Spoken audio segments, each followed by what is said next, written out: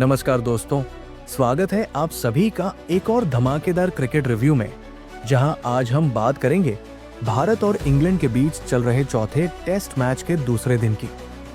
जी हां दोस्तों, एक ऐसा दिन जिसमें गेंद और बल्ले की टक्कर ने दर्शकों को बांधे रखा।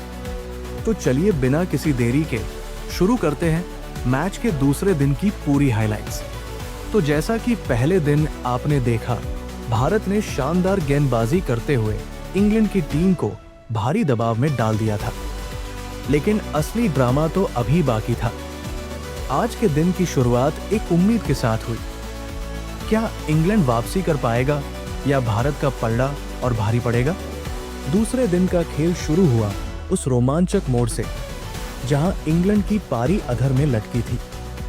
एक तरफ भारतीय गेंदबाजों का कहर जारी था, तो दूसरी ओर इंग्लैंड की निचली क्रम की बल्लेबाजी कुछ करिश्मा दिखाने को बेताब थी। लेकिन क्या हुआ असल में?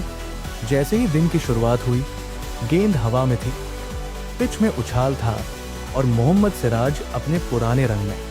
उन्होंने दूसरे ही ओवर में इंग्लैंड के सेट बल्लेबाज को चलता कर दिया। शोर गूंज उठा, ये है इंडिया। और फिर क्या था, शार्दुल ठाकुर ने भी अगली ही गेंद पर गिल्लियां बिखेर दी। लेकिन इंग्लैंड की ओर से आए बेन फॉक्स और मार्क वुड ने थोड़ा हिम्मत दिखाई। दोनों ने कुछ शानदार शॉट्स खेले।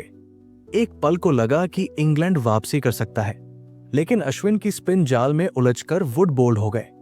इंग्लैंड की पारी सिमटी 245 रन पर। एक ओर से स्कोर बोर्ड रुक गया, तो दूसरी तरफ भारत की बल्लेबाजी शुरू हुई। रोहित शर्मा और यशस्वी जायसवाल ओपनिंग करने आए। पहली ही गेंद से अंदाज साफ था, आक्रमण ही बचाव है। यशस्वी ने पहले ही ओवर में चौका जड़ा। वही रोहित ने भी कुछ शानदार पुल शॉट से दर्शकों को झूमने पर मजबूर कर दिया। लेकिन जैसे ही लगने लगा कि दोनों सेट हो चुके हैं, तभी हुआ पहला झटका।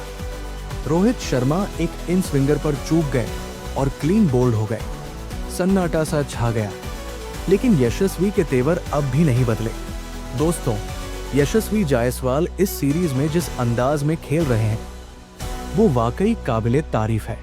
चौके, छक्के और क्लासिकल कवर ड्राइव्स, सब कुछ दिखा उनके बल्ले से।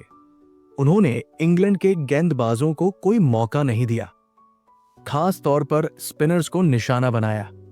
जेक लीच को उन्होंने लगातार 2 छक्के मारकर दबाव में ला दिया। 50 गेंदों में उनका अर्धशतक पूरा हुआ और दर्शकों ने तालियों से स्वागत किया। रोहित के आउट होने के बाद आए केएल राहुल। शुरुआत में उन्होंने संभल कर खेला, लेकिन बाद में उनके बल्ले से भी बेहतरीन टाइमिंग देखने को मिली।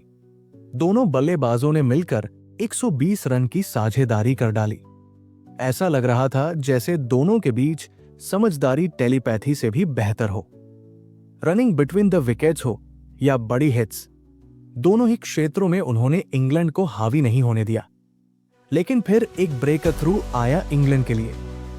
केएल राहुल, जो सेट हो चुके थे, बेन स्टोक्स की बाउंसर पर गलती कर बैठे और कैच आउट हो गए। आउट होते ही भारत का स्कोर था 182। अब मैदान पर आए श्रेयस अय्यर। अय्यर को शुरुआत से ही मुश्किल हो रही थी। इंग्लैंड के गेंदबाज उन्हें ऑफ स्टंप के बाहर फंसाने की कोशिश कर रहे थे। वहीं दूसरी ओर यशस्वी अपने शतक की ओर बढ़ते जा रहे थे और आखिरकार चौका और फिर जोरदार तालियां। यशस्वी जायसवाल ने शानदार शतक पूरा किया। ये उनका इस सीरीज का तीसरा शतक था और एक बार फिर उन्होंने दिखाया कि वो टीम इंडिया के लिए कितने अहम हैं। टी ब्रेक तक भारत का स्कोर था 215 रन पर 2 विकेट। यशस्वी 103 रन पर नाबाद और अय्यर 23 रन पर। टी ब्रेक के बाद क्या होगा? क्या भारत बढ़त हासिल करेगा? चलिए आगे बढ़ते हैं। टी ब्रेक के बाद इंग्लैंड ने नई रणनीति के साथ वापसी की। गेंदबाजों ने लाइन और लेंथ में बदलाव किया और दबाव बनाना शुरू किया। इसका असर यह हुआ कि अय्यर फंसे और आखिरकार ओली रॉबिन्सन की गेंद पर चूक गए। विकेट के पीछे कैच पकड़ लिया गया। भारत को तीसरा झटका लगा, स्कोर 239-3। इसके बाद आए ऋषभ पंत।